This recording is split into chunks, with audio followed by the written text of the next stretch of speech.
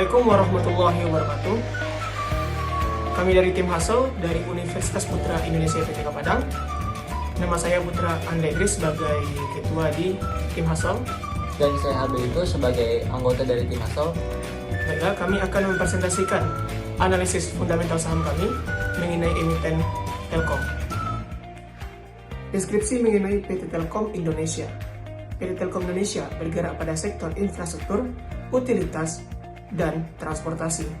Kegiatan utamanya di bidang penyelenggaraan jaringan dan jasa telekomunikasi, informatika, serta optimalisasi sumber daya perusahaan. Tata kelola perusahaan dan analisis ESG. ESG merupakan kepanjangan dari Environment, Social, and Governance. Baiklah. Pada aspek lingkungan, Telkom menghadirkan inisiatif digital pada program restorasi dan konservasi hutan. Telkom menghadirkan digitalisasi melalui teknologi Geographic Information System, GIS, dan geotagging untuk memonitor lahan tanam dan pengawasan secara digital. Dengan GIS, pertumbuhan tanaman dapat dipantau secara lebih baik. Pada aspek sosial, Telkom melalui Lead Telkom Digital menghadirkan EGRI. EGRI merupakan layanan digital yang berperan dalam pengembangan ekosistem pertanian secara digital.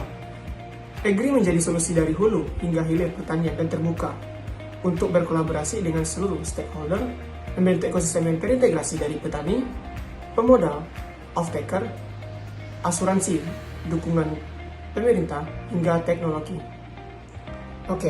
Valuasi dari perusahaan Telkom. Yang pertama yaitu NPM atau Net Profit Margin. Dengan menggunakan rumus dan angka seperti berikut.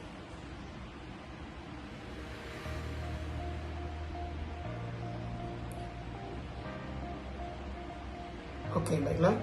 Dari nilai tersebut, PT Telkom mendapatkan laba atau keuntungan sebesar yaitu 18,49% dari pendapatan penjualannya. Yang kedua yaitu ROE atau Return on Equity. Dengan menggunakan rumus dan angka seperti berikut.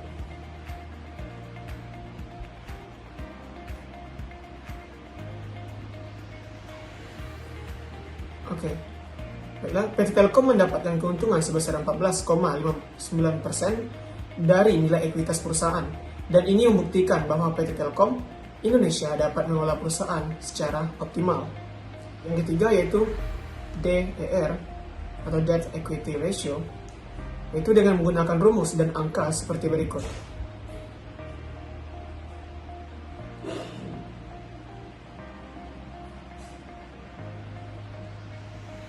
Lalu didapatkanlah angka yaitu 111,94%. Dari data tersebut bahwa utang atau kewajiban PT Telkom Indonesia lebih besar dari modal bersihnya. Yang keempat yaitu DPR atau Dividend Payout Ratio dengan menggunakan rumus dan angka seperti berikut.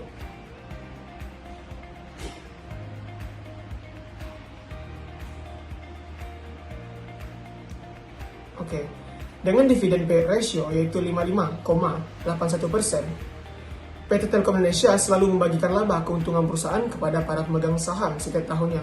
Dan ini bisa menjadi pertimbangan bagi para investor yang ingin membeli suatu saham. Baik, di sini saya akan menjelaskan tentang analisis keuangan PT Telkom Indonesia. Laporan keuangan PT Telkom Indonesia pada kuartal kedua mengalami penurunan pada jumlah aset sebesar 0,7% dari jumlah 277 triliun menjadi 275 triliun. Sedangkan pada jumlah liabilitas PT Telkom Indonesia mengalami kenaikan sebesar 2,13% dari 131 triliun menjadi 134 triliun. Lalu pada jumlah ekuitas PT Telkom Indonesia juga mengalami penurunan sebesar 3,24% dari 145 triliun menjadi 140 triliun. Selanjutnya, pada laporan laba rugi PT Telkom Indonesia di laporan keuangan pada kuartal kedua mengalami kenaikan sebesar 3,75% dari laba yang sebesar 16,92 triliun menjadi 17,55 triliun.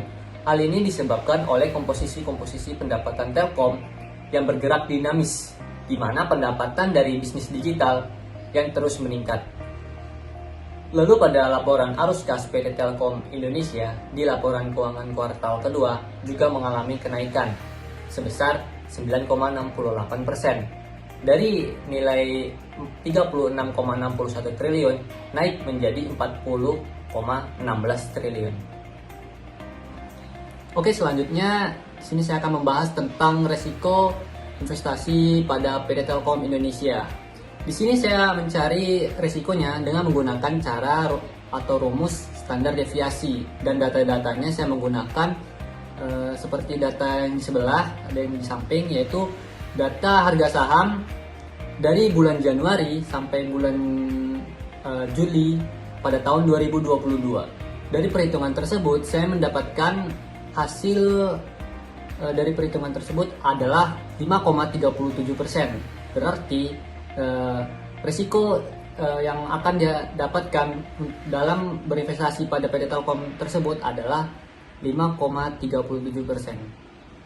Dari analisis fundamental tersebut dapat dinyatakan bahwa PT Telkom merupakan perusahaan yang konsisten dalam mengelola perusahaannya, dan PT Telkom juga selalu memberikan dividen bagi para pemegang saham. Itu merupakan suatu acuan atau pertimbangan bagi para investor untuk membeli saham PT Telkom Indonesia yang untuk mendapatkan keuntungan dari dividen selain dari capital gain. Dan PT Telkom Indonesia merupakan suatu perusahaan dengan market cap terbesar keempat di Indonesia. Sekian presentasi dari tim Hustle mengenai analisa fundamental saham pada PT Telkom Indonesia.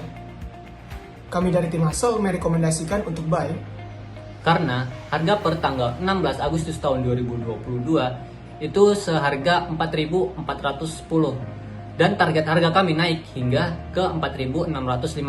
Jadi menurut kami saham PT Telkom akan naik hingga ke 5%. Oke, mungkin hanya itu saja presentasi dari tim Hustle. Saya ucapkan terima kasih. Wassalam. Assalamualaikum warahmatullahi wabarakatuh.